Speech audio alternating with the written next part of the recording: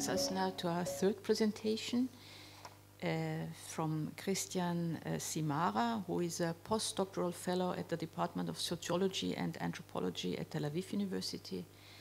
And his research interests focus on migration attitudes, ethnic conflict, migration integration, and mass media. And his talk will be about Go West, domestic migration and wealth accumulation in unified Germany. Please. All right, so thanks for being here. Skipping the program today, I realized I might be the only quantitative presentation at this conference. I don't know how enthusiastic you all are about statistics, but I hope I can still excite you about the topic. Yeah, as the title says, it will be about wealth and wealth inequalities in East and West Germany. It's a paper together written with Masha Semyonov and Noah Levine-Epstein, who are both, I'm happy, in the audience with me. So, yes.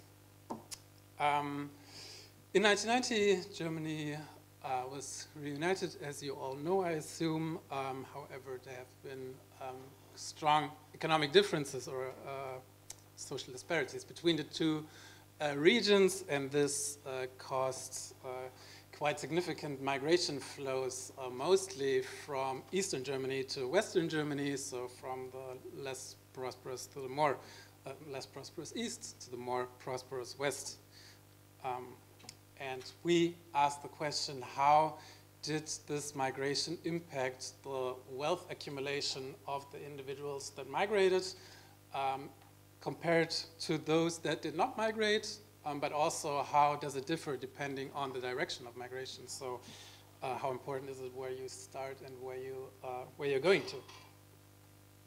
to? Right. So we evaluate the economic success, you could say, in terms of wealth accumulation of movers relative to stayers, and this also means, I mean, there has been, of course, quite some research on wealth accumulation of migrants. Okay.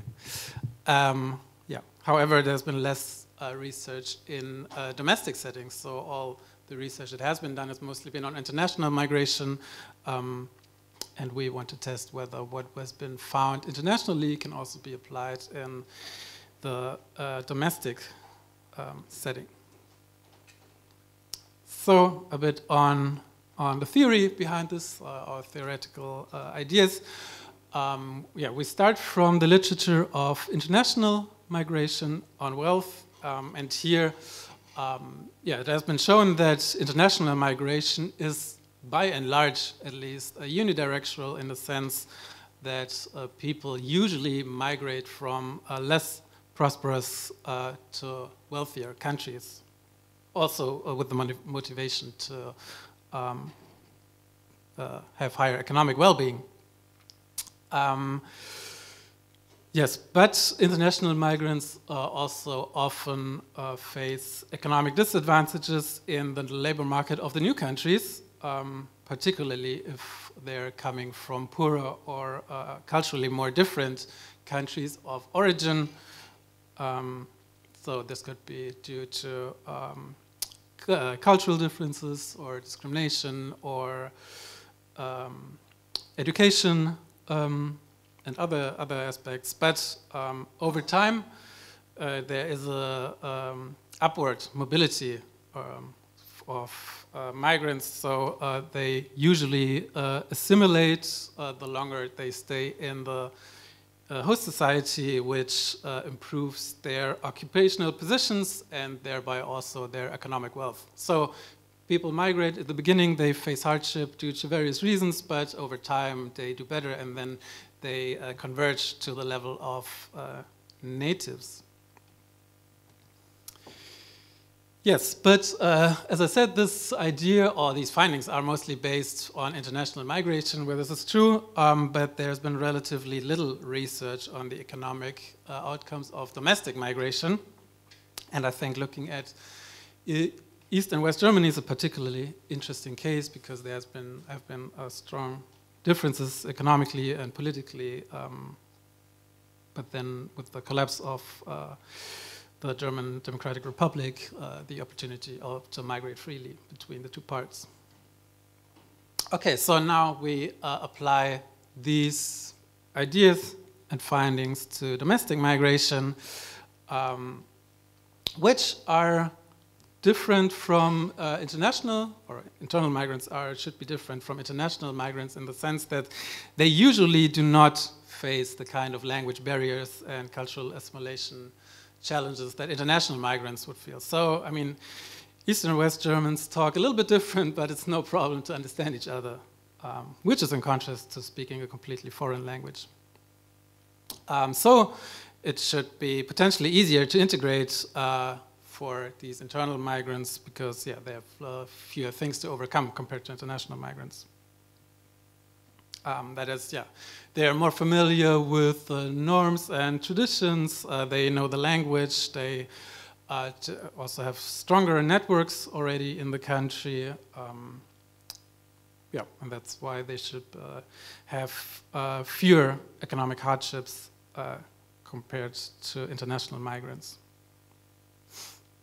Okay, these are basically the theoretical ideas that we want to test. So based on these, on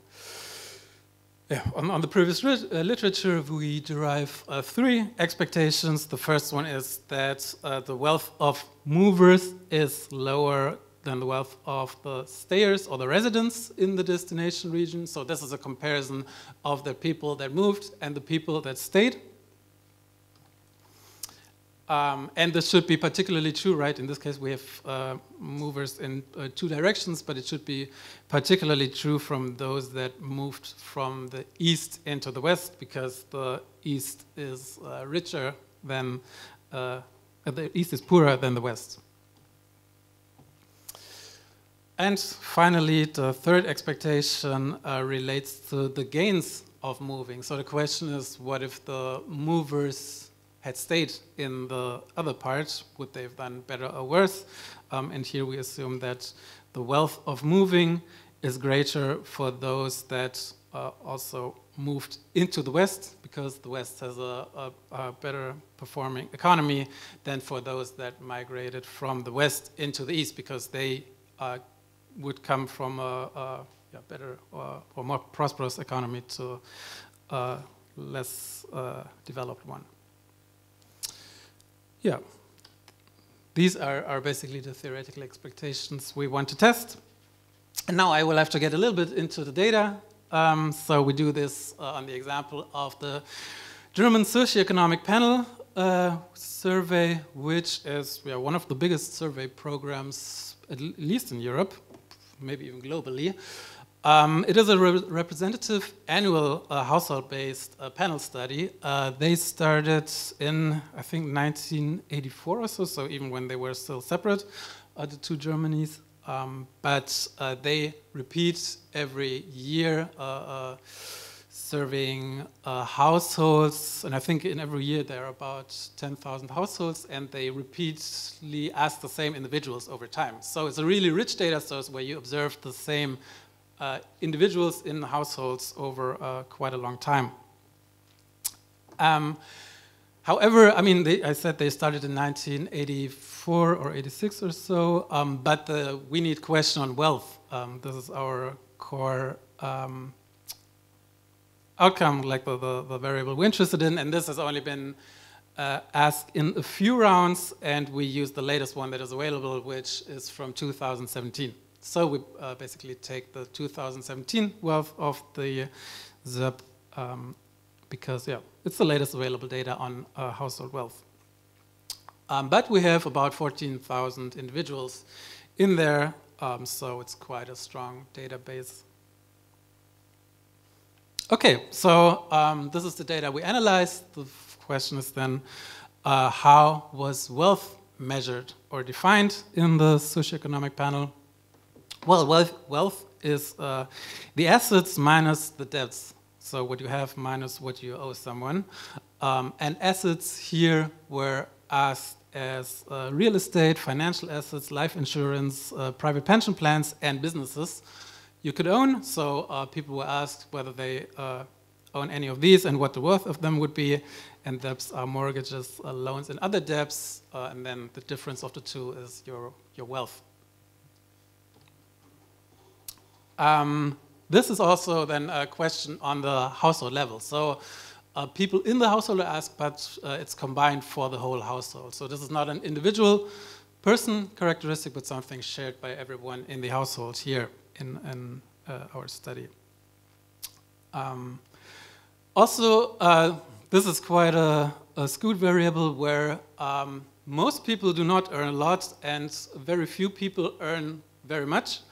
And we tackled this issue of the unequal distribution by dividing wealth into 100 groups, where each group would be of the same size. So we have 100 equally sized quantiles.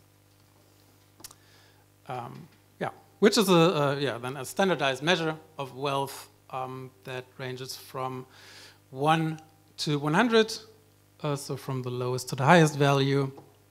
And being in the category 1 would mean that you or your household belongs to the lowest 1% in the wealth distribution. And if you are in group 100, you're lucky, and you are in the top 1% of the wealth distribution. Right, so this basically tackles the issue of outliers, where some people are extremely rich. Okay, so we want to explain wealth, particularly for or by migration status, or mover status rather, where we compare movers and stayers. Unfortunately, there's no direct question in the survey on moving, but we have items on where you were born and where you live now.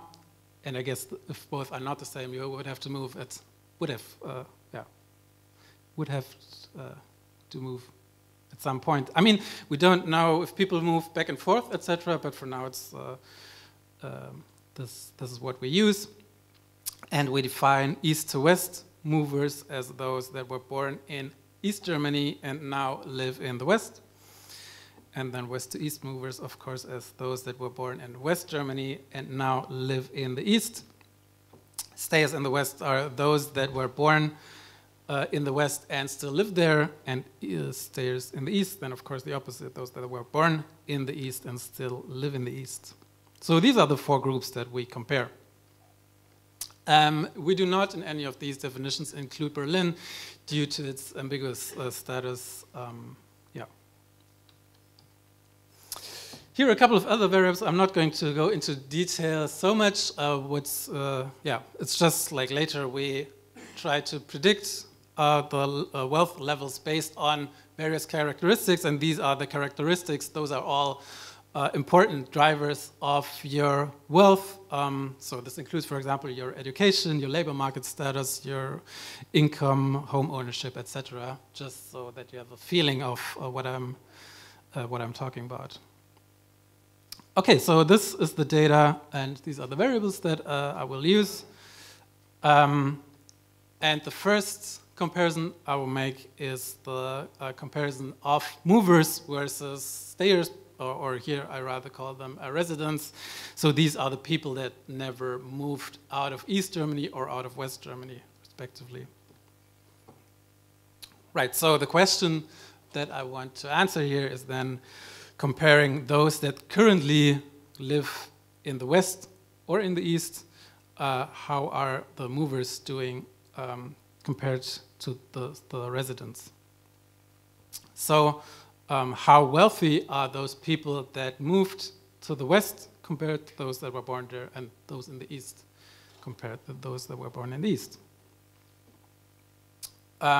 These are then basically regression models where we estimate the wealth level of movers compared to stayers in the both regions of Germany. Using cluster with standard errors, okay. This is the result first as a table, and we see if we are looking at West Germany, we have a negative coefficient, so movers are doing worse in their wealth compared to those that were born in Germany. So coming from Eastern Germany to the west, you are more likely to be poor compared if you were already born in the west. But this is not true for East Germany, where there's a slightly positive but actually not significant difference. So this means we cannot really say that there's any difference at all statistically. So those that moved from West Germany to the east are doing equally well than those that were already born in the east. Controlling for all the stuff that I mentioned before, like education, labor market status, etc. And this also shows already if we just look at the descriptive statistics, by the way. So we don't, like without the control variables and everything, just looking at the average wealth percentile. So what is the average level of wealth in the 4 groups? We basically see the same picture that I reported just in the model. We see that those in the West that were born in the West and stayed there are the wealthiest ones. Those that were born in the East and stayed there are the least wealthy ones. And the movers are actually doing quite similar, interestingly. So it seems that if you move to the East or to the West, doesn't matter so much for your average wealth level, at least. Okay, so I mean, that's interesting, but it's actually, we might not be interested in the comparison of those that moved and those that stayed, but the real question would be, what if the movers hadn't moved? So how would they have done if they didn't make the choice to move? And yeah, what I mean by that is that movers and stayers, so comparing the movers and the stayers, might be a bit more complicated because they might differ in many ways. I mean, we captured many of these with the variables in our model, but it could be that there are several important aspects that we did not, or that were not measured in the data. And then the comparison is a bit a comparison of apples and oranges. Right, and actual interest would then be, how did moving change the wealth accumulation for movers? The problem is, of course, that we cannot directly test this, because if you move, we just know the wealth of the movers. We don't know the counterfactual situation in the case they wouldn't have moved, right? We can only observe the world as it is. We apply a little trick here, and that is we know what predicts the level of wealth among the stayers, right? Before we ran the regression, and we saw how each of these characteristics that we measured contributes to the wealth levels. And the trick is then basically that we use these models that predict wealth for the stayers and apply to these models the values of the movers. So this means we estimate the counterfactual situation. What if the mover had stayed? What would have been the predicted wealth? And then, based on this model, we can compare this predicted wealth of the counterfactual situation with the actual situation, the observed wealth that we know the people have. Right, and the difference between both is then the gain or the losses of the move, or the gains or losses due to the moving. Okay, and I tried to summarize all of this in this. Yeah, you see probably the dotted lines at the top, the 2 ones, those are the observed values of wealth. They are quite similar, as we saw here. The observed values are close to each other, so that is the same as we see here. Now, if we compare it to the predicted values, we see the difference, and that is for the movers from the east to the west, which is the left bar. We see a little gain. So the predicted wealth is a bit higher than the observed wealth, and it's higher by the green part of the left bar. So this is the gain the movers made due to the movement if they moved from the east to the west. So this paid off. However, if we look on the right side, the opposite is actually true for those that moved from the west into the east. Here we see, had they stayed, the model actually predicts much higher levels of wealth, much closer to the wealth levels of the stayers in West Germany. So the observed wealth is lower than the predicted wealth. That's the red part of this bar. So this is, so to say, the loss of the movers into Eastern Germany due to the movement. So we see it actually does make a difference, like in which direction you move, and it really only paid off for those migrating into Western Germany, whereas those that migrated into the East, at least according to this model, would have done better had they actually stayed in the West. Okay, so to conclude, the East to West movers, so moving from East Germany to West Germany, is associated with a gain of wealth, despite still holding less overall wealth than those that were residents in the West and were born there and still live there. West to East movers hold a bit more wealth than those that were born in the East, but according to the model at least, they still lose some money compared to the situation had they stayed in the West. So wealth accumulation, I mean, this is the conclusion basically, is heavily influenced by the economic conditions in the destination region, and this also somewhat challenges the at least direct applicability of the literature and theories on international migration into the domestic context, and underlines the unique dynamics of domestic migration, which are driven by regional characteristics. Yeah, okay, that's it.